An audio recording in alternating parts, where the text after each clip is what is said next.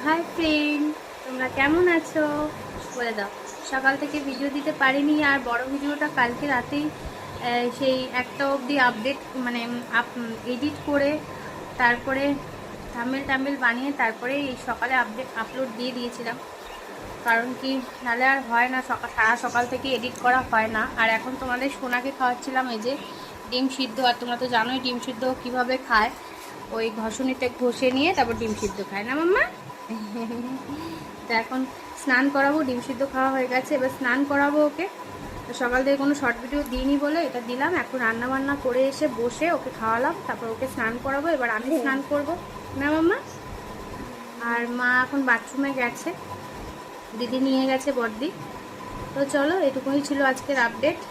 আর বড় ভিডিওটা সবাই দেখো, ওটাই কমেন্ট বক্স অফ আছে, বাট প্লিজ সবাই দেখো, একটু খুব খুশি হবো তাহলে পাশে।